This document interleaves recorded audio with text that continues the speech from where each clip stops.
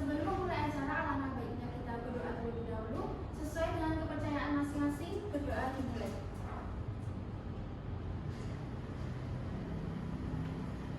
Berdoa selesai. Baik, pada hari ini Jumat 20 Desember 2024 bersama saya Desi Mafitrianti yang akan membantu jalannya diskusi. Sebelumnya saya ingin memperkenalkan terlebih dahulu penyaji kita, yaitu Saudara Wahida Nurrahmah. Kemudian untuk patulen dan operator kita, yaitu Saudara Nurpaulus Ramadan dan Vera Margarita. Saya selaku moderator, izinkan saya untuk membacakan susunan acara seminar hari ini, yaitu acara yang pertama yaitu pembukaan, yang kedua doa bersama, yang ketiga perkenalan, yang keempat pemaparan materi dari penyaji kita, yang kelima sesi tanya jawab, dan yang keenam penutup. Hadirin rekan mahasiswa, kemampuan membaca merupakan keterampilan dasar yang sangat penting dalam pendidikan anak, terutama di jenjang sekolah dasar.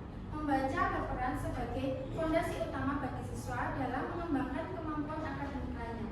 Dengan penguasaan keterampilan membaca yang baik, siswa mampu memahami informasi, memecahkan masalah, serta berkomunikasi secara efektif, baik dalam kehidupan sehari-hari maupun dalam proses pembelajaran lebih lanjut.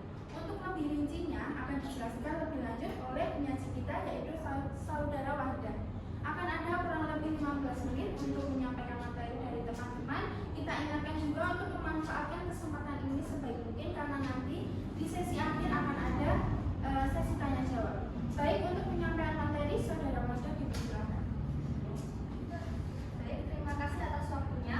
Kemudian saya akan melanjutkan mengenai peningkatan kemampuan membaca dengan menggunakan media audiovisual pada siswa kelas 3 di SDN Pondok 2. Nah, latar belakangnya, kemampuan membaca merupakan keterampilan dasar yang sangat penting dalam pendidikan anak, terutama di jenjang sekolah dasar. Nah, membaca berperan sebagai fondasi utama bagi siswa dalam mengembangkan kemampuan akademik lainnya. Dengan penguasaan keterampilan membaca yang baik, siswa mampu memahami informasi, memecahkan masalah, serta berkomunikasi secara efektif, baik dalam kehidupan sehari-hari maupun dalam proses pembelajaran lanjutan. Di Indonesia, pentingnya membaca telah ditekankan sejak pendidikan dasar. Kemampuan ini menjadi kunci keberhasilan siswa dalam mempelajari berbagai mata pelajaran seperti bahasa Indonesia, matematika, IPAS, dan lain sebagainya. Namun, kenyataannya masih banyak siswa SD yang belum lancar dalam membaca. Nah, hal ini terungkap dari pengamatan di SDN Pondok 2, masih terdapat 3 siswa di kelas 3 yang belum lancar dalam membaca. Beberapa di antaranya masih mengeja kata-kata, belum mampu membaca huruf konsonan di akhir kata, atau hanya dapat membaca dalam kelompok kata terbatas. Permasalahan tersebut dapat dipengaruhi oleh beberapa faktor seperti metode pembelajaran yang kurang efektif, minimnya penggunaan media pembelajaran yang menarik, serta kurangnya dukungan dari lingkungan belajar. Oleh karena itu, diperlukan upaya atau strategi untuk meningkatkan keterampilan membaca siswa tersebut. Nah, salah satu solusinya dapat diterapkan dengan menggunakan media audiovisual sebagai alat atau fasilitas untuk membantu meningkatkan keterampilan membaca siswa tersebut. Masuk ke rumusan masalah, yang pertama yaitu ada pengertian membaca, yang kedua ada pengertian dari media audiovisual, yang ketiga ada langkah-langkah menggunakan media audiovisual, yang keempat ada pelaksanaan penggunaan media audiovisual untuk meningkatkan keterampilan membaca di kelas 3 SDN Pondok 2. Kemudian ada bagaimana hasil keterampilan membaca siswa setelah diterapkannya media audiovisual. Dan yang terakhir yaitu apa saja kendala yang dihadapi ketika menggunakan media audiovisual. Nah, tujuan dari bahasan kita hari ini yaitu untuk mengetahui, memahami, dan menjelaskan definisi dari membaca. Kemudian untuk mengetahui, memahami, dan menjelaskan definisi dari media audiovisual. Dan yang ketiga yaitu untuk mengetahui, memahami, dan menjelaskan langkah-langkah menggunakan media audiovisual. Yang keempat, untuk mengetahui, memahami, dan menjelaskan pelaksanaan penggunaan media audiovisual untuk meningkatkan keterampilan membaca siswa di SDN Pondok 2. Yang selanjutnya yaitu untuk mengetahui, memahami, dan menjelaskan hasil setelah diterapkannya media audiovisual di SDN Pondok 2. Dan yang terakhir yaitu untuk mengetahui, memahami, dan menjelaskan apa saja kendala yang dihadapi setelah diterapkannya media media audiovisual dalam proses pembelajaran. Nah, manfaat penelitian ini yaitu untuk mengetahui hasil dari penerapan strategi yang sesuai untuk meningkatkan keterampilan membaca dengan media audiovisual kelas 3 di SDN nomor 2. Metode penelitiannya yaitu dalam permasalahan di atas, perhatian serius diperlukan untuk mengembangkan beberapa strategi dalam meningkatkan keterampilan membaca siswa. Untuk itu, peneliti akan menggunakan metode penelitian tindakan kelas. Nah, PTK adalah metode penelitian yang bertujuan untuk meningkatkan kualitas pembelajaran melalui tindakan yang direncanakan, dilaksanakan, dan dievaluasi secara sistematis. Dalam penelitian ini, PTK akan dilaksanakan melalui beberapa siklus. Yang pertama ada perencanaan, yang kedua ada pelaksanaan tindakan, yang ketiga ada observasi, dan yang terakhir ada refleksi. Nah, masuk ke pokok pembahasan. Yang pertama ada pengertian membaca. Nah, pengertian membaca menurut Joyce Carol merupakan makna atau pemberian makna pada simbol-simbol visual. Sedangkan menurut merupakan membaca merupakan kegiatan proses transaksional di mana pembaca dalam memahami makna harus melakukan interaksi aktif dengan teks bacaan tersebut. Sedangkan menurut DP Tongkubalan menyebutkan membaca sebagai proses penalaran yang bertujuan untuk memahami pikiran dari teks bacaan tersebut. Dari pengertian di atas dapat disimpulkan bahwa membaca merupakan aktivitas fisik maupun mental yang bertujuan untuk memahami ide atau gagasan dalam suatu bacaan. Nah, membaca ini bukan hanya melihat tulisan saja,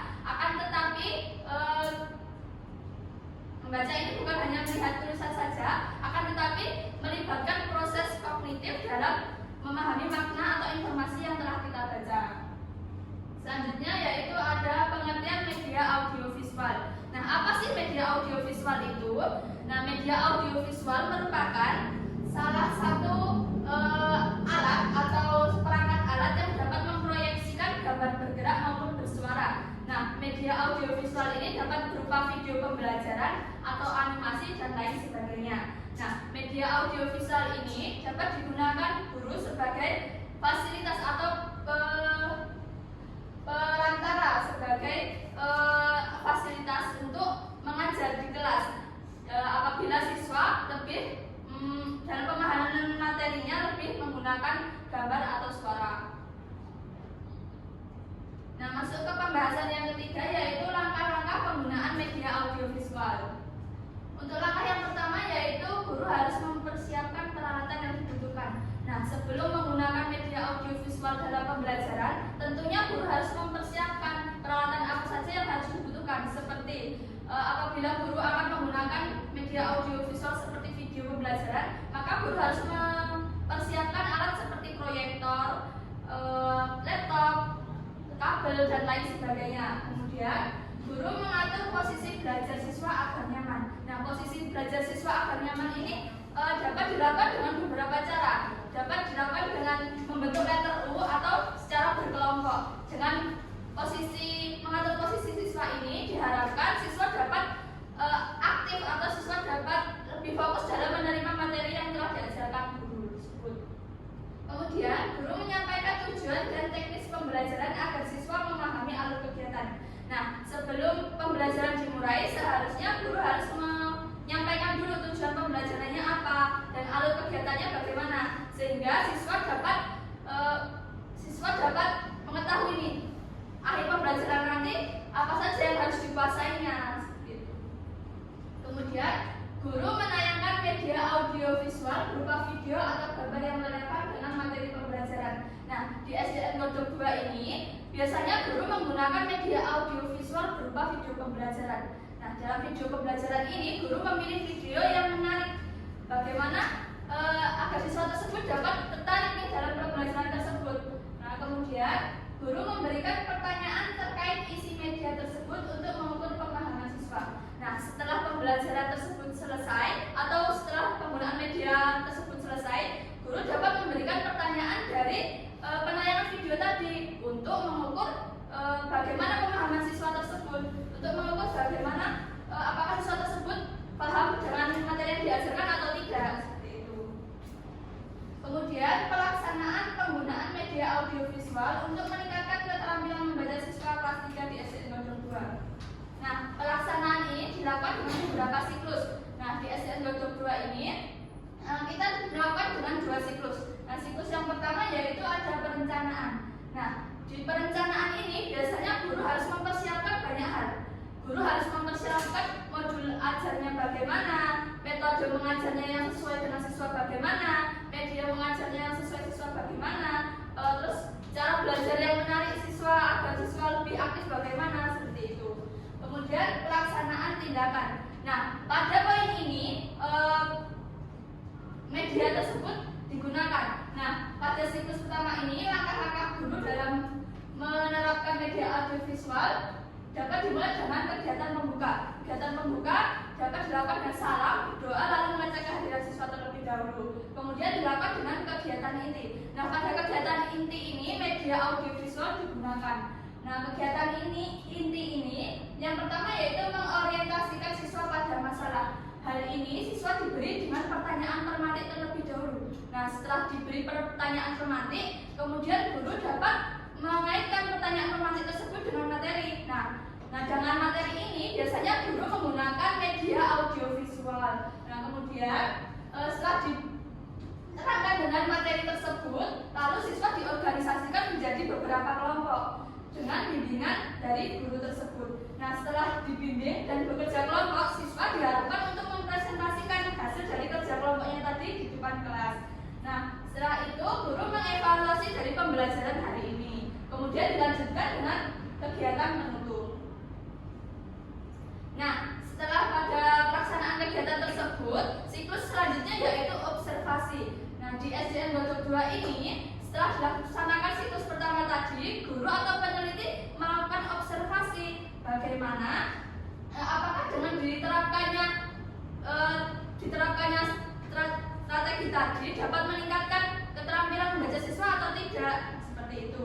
Kemudian dilanjutkan pada refleksi. Nah, pada refleksi ini biasanya guru atau peneliti mengevaluasi nih, apakah dengan diterapkannya tadi dapat meningkatkan keterampilan membaca siswa atau tidak. Nah, jika tidak, maka perlu dilanjutkan pada siklus berikutnya. Nah, pada refleksi ini berdasarkan hasil wawancara dan observasi, setelah diterapkannya pada siklus pertama tadi masih belum ada peningkatan nih, maka guru atau peneliti harus melanjutkan atau menetapkan untuk melanjutkan pada siklus selanjutnya. Nah, kemudian yaitu dilanjutkan pada siklus selanjutnya. Siklus selanjutnya ini hampir sama langkah-langkahnya dengan siklus pertama tadi. Akan tetapi pada siklus selanjutnya ini ada beberapa hal yang harus diperbaiki untuk dapat meningkatkan keterampilan membaca siswa tersebut. Kemudian langkah-langkah pada siklus kedua, kembali lagi seperti pada siklus pertama tadi, kita merencanakan lagi. Nah, kita merencanakan lagi bagaimana pembelajaran tersebut dapat dikemas agar siswa dapat lebih meningkatkan keterampilan membacanya lagi, walaupun dengan metode yang sama, tetapi kita harus menggunakan variasi pembelajaran yang berbeda, seperti itu. Kemudian pada pelaksanaan tindakannya. Nah, pada pelaksanaan tindakan ini hampir sama pada dengan siklus yang pertama, akan tetapi yang membedakan hanya pada variasi pembelajarannya. Seperti pada kegiatan intinya, mengorientasikan siswa pada masalah. Nah, pertama-tama siswa diberikan pertanyaan tematik untuk mengawali pembelajaran. Kemudian baru dikaitkan dengan materi dengan menggunakan video. Nah, dalam menggunakan video ini siswa diajak untuk aktif diajak untuk aktif dalam memahami materi atau dengan melakukan sesi tanya jawab, kuis atau dan lain sebagainya, sehingga siswa lebih aktif pada siklus kedua ini daripada siklus yang pertama tadi. Nah, kemudian setelah pemaparan materi juga harus mengorganisasikan siswa menjadi beberapa kelompok. Nah, di dalam kelompok tersebut siswa diberi tugas seperti apa LKPD. Nah, LKPD tersebut dapat berupa LKPD interaktif. Nah, hal tersebut dapat menarik siswa juga untuk belajar lagi, sehingga media audiovisualnya juga dapat diterapkan pada saat berkelompok ini. Nah, setelah berkelompok, siswa harus mempresentasikan hasil kerjanya di depan kelas. Kemudian dengan kelompok tersebut dengan bimbingan guru. Setelah itu guru mengevaluasi, kemudian dilanjutkan pada kegiatan menuntut. tindakan tersebut dilanjutkan lagi pada langkah observasi. Nah, guru di sini pada siklus kedua ini guru juga melihat lagi apakah dengan diterapkannya siklus kedua ini keterampilan membaca siswa pada siswa yang kurang memahami tadi apakah sudah meningkat atau belum. Nah, apabila belum maka dilanjutkan pada refleksi, yaitu guru mengevaluasi dengan dilakukannya media audiovisual tadi apakah sudah dapat meningkatkan keterampilan membaca siswa tadi atau belum. Nah, dikarenakan dengan diadakannya siklus kedua ini sudah ada peningkatan bagi 3 siswa yang mengalami kendala tadi, maka kegiatan atau siklus ini diberhentikan pada siklus kedua. Nah, masuk ke hasil penerapan strategi meningkatkan keterampilan membaca kelas 3 di SMK 2.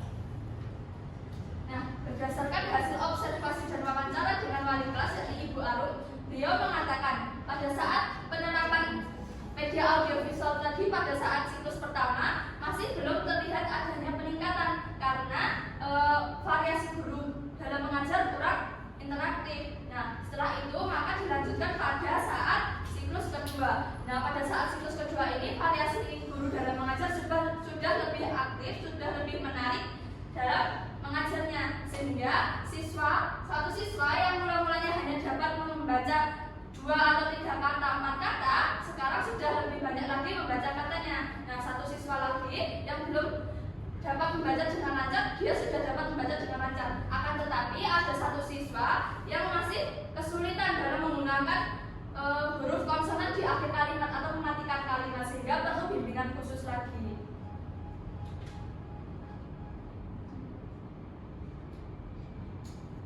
Nah, masuk ke pembahasan yang ke-6, yaitu kendala-kendala yang dihadapi dalam meningkatkan keterampilan membaca siswa di SMK 2. Untuk kendala yang pertama yaitu rendahnya rasa percaya diri. Nah, rendahnya rasa percaya diri ini muncul apabila dia merasa siswa tersebut merasa bahwa dirinya kurang dengan teman-temannya. Dia pasti akan kesulitan dalam berkomunikasi dengan siswa. Dia pasti akan kesulitan dalam meminta pertolongan dengan siswanya karena dia merasa malu bahwa dirinya memiliki kekurangan nih dalam membacanya. Jadi dia terasa malu. Nah, kemudian yang kedua yaitu motivasi yang kurang stabil. Nah, ada kalanya dalam proses belajar mengajar biasa ya anak mengalami mood belajar yang sering berubah-ubah. Nah, kita sebagai guru harus memberikan dorongan atau semangat belajar untuk siswa agar siswa lebih semangat lagi dalam belajar. Kemudian yang ketiga yaitu kurangnya dukungan belajar di rumah. Nah, biasanya ini banyak terjadi di rumah ya.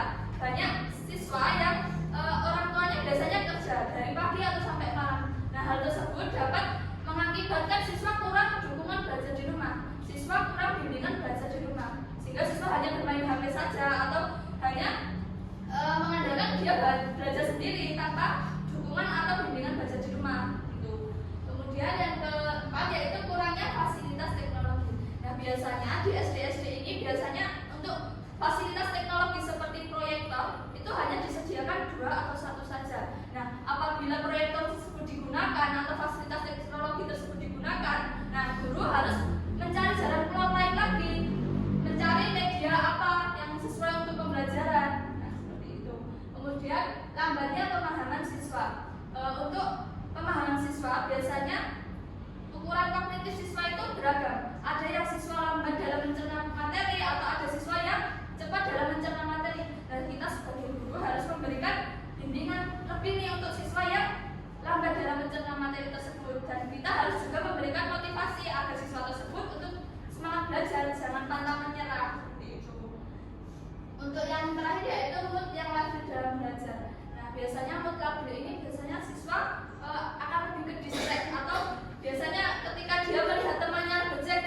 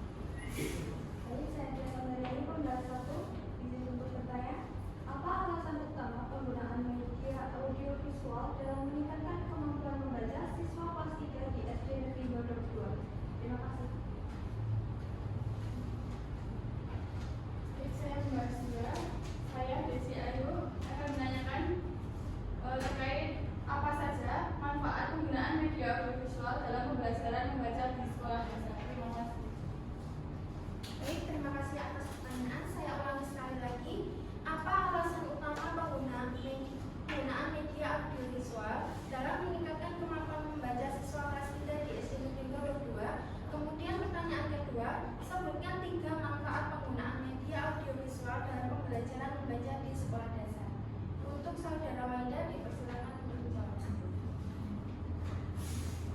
Baik, saya akan menjawab jadi membahas satu terlebih dahulu. Soalnya yaitu untuk alasan utama penggunaan media audiovisual dalam meningkatkan kemampuan membaca siswa di SMK Negeri 2 seperti itu. Nah, untuk penggunaan media audiovisual ini bertujuan untuk meningkatkan minat dan motivasi siswa. Nah, media ini membuat proses pembelajaran lebih interaktif, menarik, sehingga siswa akan lebih tertarik untuk belajar. Nah, hal tersebut juga dapat membantu siswa dengan gaya belajar visual dan auditorinya seperti itu. Bagaimana? Baik, saya akan melanjutkan pada soal pembahasan kedua, manfaat penggunaan media audiovisual pada pembelajaran membaca di sekolah dasar tersebut.